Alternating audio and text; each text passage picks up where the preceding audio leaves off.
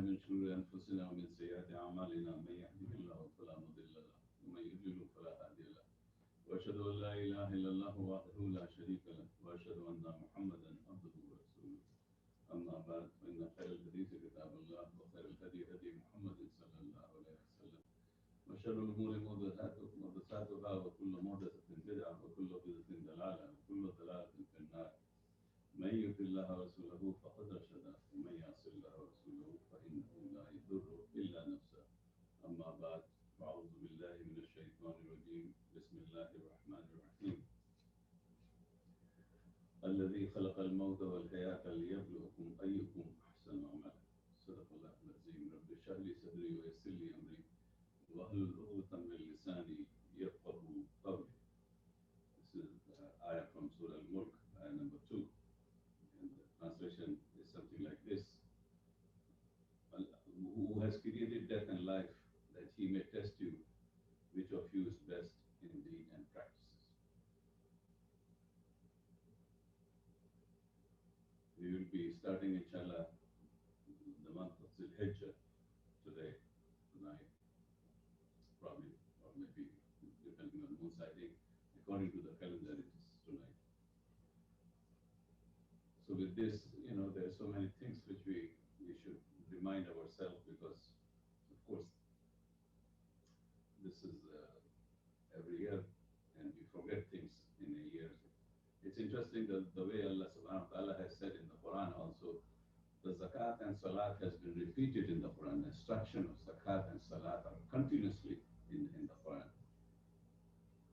But for the Ramadan and for the Hajj, it is repeated once in the Quran. That's once only. And the way we look at it, the 5 pillars of Islam, Islam ala khamsin, 5 pillars of Islam. One is that aqidah, you have the shahada.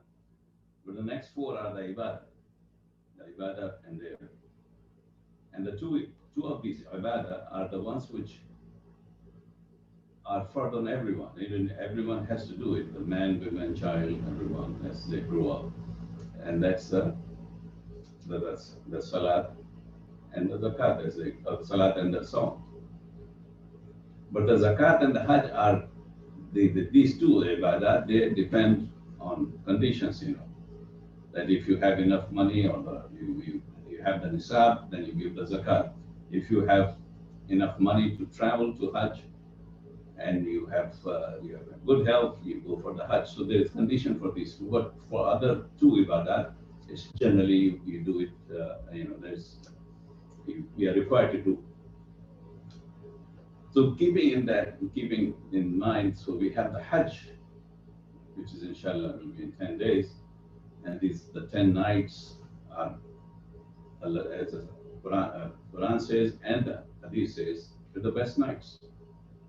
We do the ibadah, we do the fasting, and especially the fasting on the 9th, Yawm al-Arafah, which is for the people who are not doing the Hajj, they should fast. They get the benefit for the fasting in the sense that Allah will forgive their sins if the fasting is accepted for the previous year and the year to next year. So 2 years of the sins will be forgiven according to the Hadith of Rasulullah Sallallahu Alaihi Wasallam. So we look at the different kind of ibadah in there, and then it culminates on the Eid. And there is a hadith about the Eid al-Adha for the Salat of the Eid, where Rasulullah Sallallahu Alaihi Wasallam is saying that if you have not done the Idha or the Udhiya or the sacrifice or the Qurban, then you don't need to come. There's very harsh hadith. Usually the hadiths are not this harsh. But for this particular reason, it is said that, they don't need to come for the Salah. It doesn't mean that you should not go for the Salah, even if you have not done it, but it is showing the importance of the Dhariyah itself, that people have to do the Qurbani, that it is importance of the Qurbani. And the Qurbani is cannot be replaced by charity or all that. This is an ibadah. Ibadah cannot be replaced. So you cannot say, people, there are a lot of poor people, and I would send it in Bangladesh money, and the money is needed in different places. No, you have to do the sacrifice. Yeah, you do the sacrifice. You can do the sacrifice in other countries. It's fine. India, Bangladesh, or Somalia, wherever. But you do the sacrifice here to revive the Sunnah of Ibrahim alayhi salam. This is the Sunnah of Ibrahim alayhi salam. And if we look at the story of Ibrahim alayhi salam, the sacrifices he has given, the life of Ibrahim alayhi salam, from the beginning, and the role and the character of Ibrahim alayhi salam, it's all detailed in Surah Al-Anbiya, Surah Safat, Surah Maryam, the details. And how he was talking to the dialogue between the father and son, how he's talking to his father, was used to create or make the idols. That's what he used to do. So Ibrahim alayhi salam has it, and you see that how respectful he was to his father, even he was unbeliever. He still, the how to talk to your father, the respect, it all is in these dialogues. And then although the father was not kind to him, and then he says, I will make dua for you, and he walked away. And then, the story where, there is a big idol, people used to do the idol worship in the village where he was residing. And in one of the,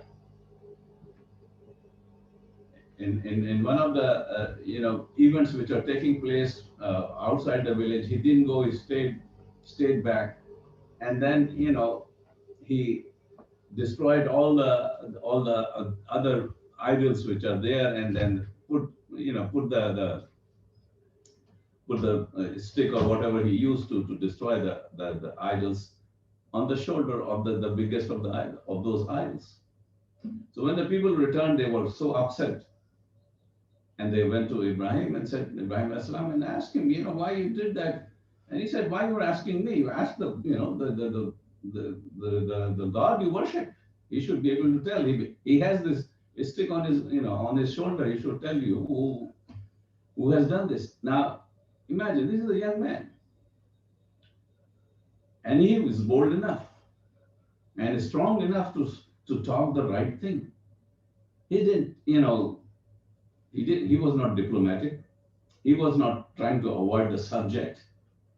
He was not trying to lie low, but he confronted in front. He said, talk to him.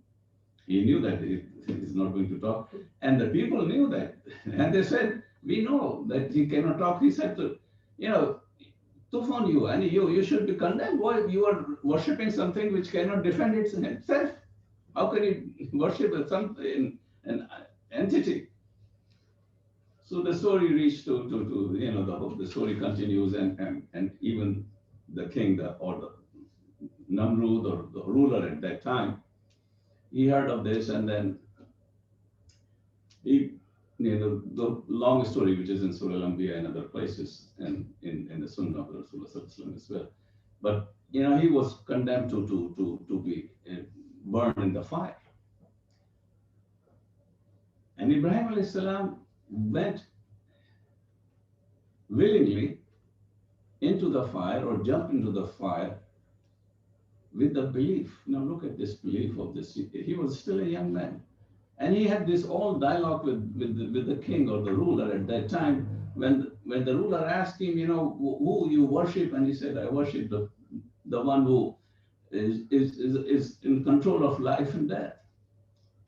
So the Pharaoh says of that time, Pharaoh is the title of the ruler. He said, I have that authority. I can kill and give life. And then he brought two prisoners, one who was on the death row, and he let one go and killed the other one. He said, I can do it.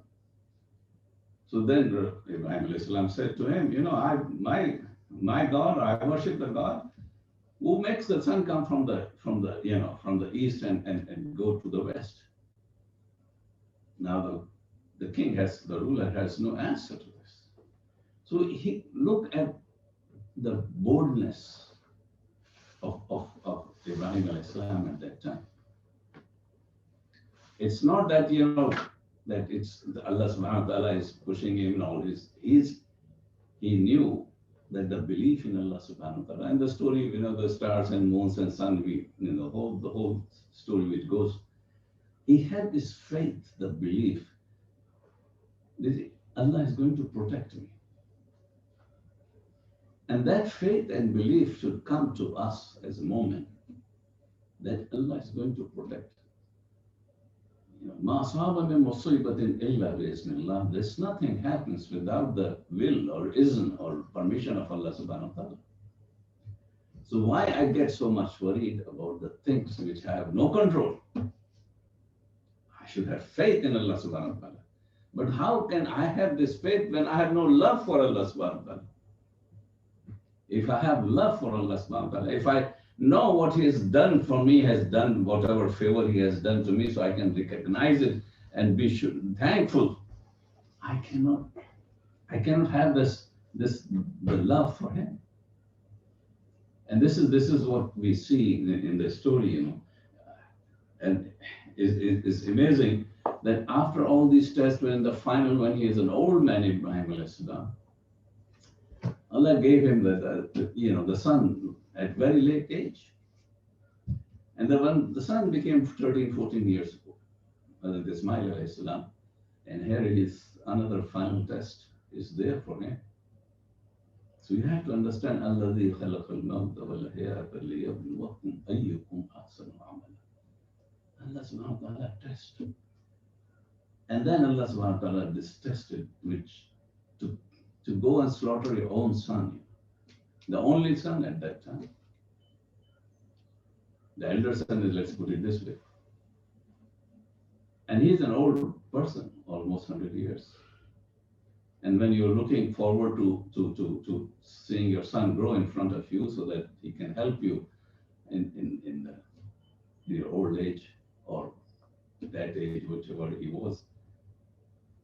And here is the dream he's seeing that you have to slaughter.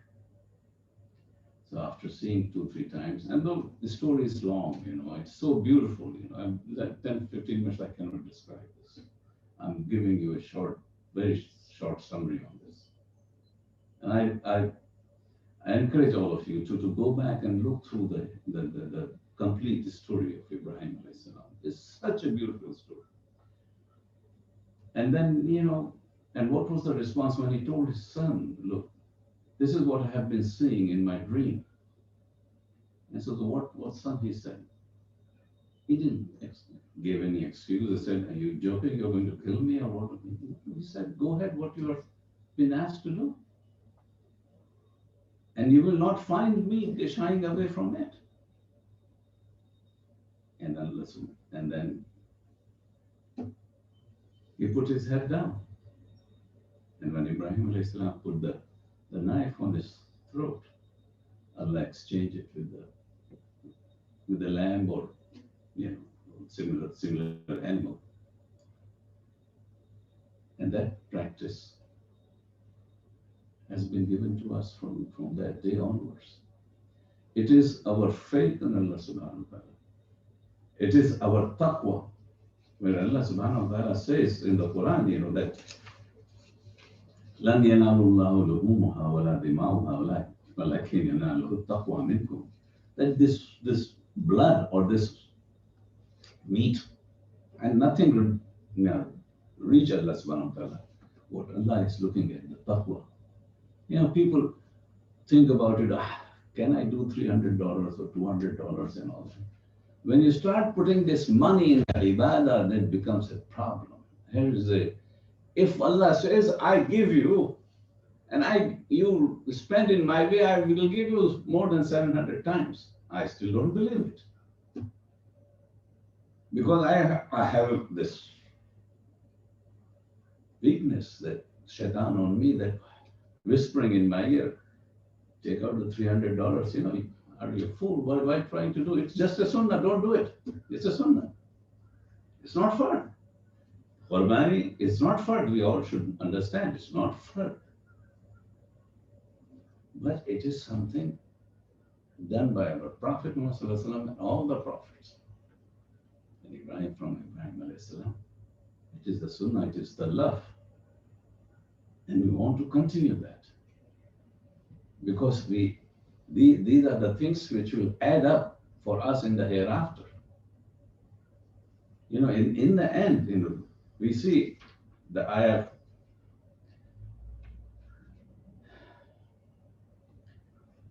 and in the finality of the ayah which came in the end, Allah subhanahu wa ta'ala said that I have done enough, I've tested you enough in that sense. No more test for you. You passed everything. You have gone through all the tests, all his life, leaving his wife and child in desert and all that. Imagine, that what kind of test we are going through, how much we are being tested in. And with a small test here and there, we start complaining and thinking, let me, make it some, compromises here and there. This is what we do. Muslims are compromising, and that's where we are failing ourselves, failing our deen, and failing the ummah. And we become part of this, whatever is happening to the Muslim throughout the world, because we do the compromises. Do not follow. We are not following what the Quran and Sunnah is telling us.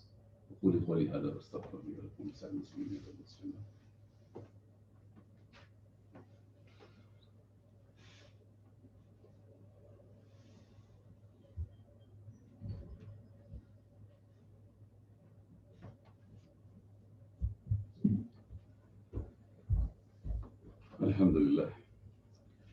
So the lessons, we look at it, we do the fast, we do the salat. Allah subhanahu wa ta'ala said, Aqim salat al-zikri, establish the salat for my remembrance. This is what we do. And then, so this is the end result of that, the remembrance of Allah, meaning that we stop doing the wrong things because we remember Allah. Then we do the fasting, لَعَلَّكُمْ تَتَّقُونَ, so that you get the taqwa. Again, the same thing, the remembrance and awareness of Allah subhanahu wa ta'ala. With the Hajj, the end result is this, the zabiha, the qurbani, that where we slaughter an animal. And may Allah give us more. Because spending in the way of Allah, fulfilling our responsibilities, does not reduce our savings or wealth or whatever we have. If we keep the intention, because we are living in this part of the world, we have to lead by an example. So the people should understand, our children, our family. If I keep sending the money to other countries, they will never know what's happening. They will grow up, they're not going to do it. So we make sure that this is celebrated the way it should be celebrated. This is the celebration, this part of the ibadah, we do the slaughter of the animal. You do it here, whatever you find convenient, you do it. Send it to other places. May Allah increase that. Send, in the other countries. So may Allah give us this chance to do it. But do not try to bargain and try to deal, think, can I get $150 gold or 200? It's for the sake of Allah. Another $100, what does it mean? Allah will multiply it, give it back to us in different ways. And not only the part of the money, it gives us the contentment. It gives us the qana'ah. We feel satisfied. And that is the biggest gift of Allah subhanahu wa ta'ala. إن الله وملائكته يصلون على النبي يا أيها الذين آمنوا صلوا عليه وسلموا تسليما اللهم صل على محمد عبدك ورسولك وصل على المؤمنين والمؤمنات والمسلمين والمسلمات ربنا آتنا في الدنيا حسنة وفي الآخرة حسنة وقنا عذاب النار ربنا لا تزغ قلوبنا بعد إذ هديتنا وهب لنا من لدنك رحمة إنك أنت الوهاب ربنا آتنا ما وعدتنا على رسلك ولا تخزنا يوم القيامة إنك لا تخلف الميعاد عباد الله رحمكم الله إن الله يأمر بالعدل والإحسان وإيتاء ذي القربى وينهى عن الفحشاء والمنكر والبغي يعظكم لعلكم تذكرون فاذكروني أذكركم واشكروا لي ولا تكفرون أقم الصلاة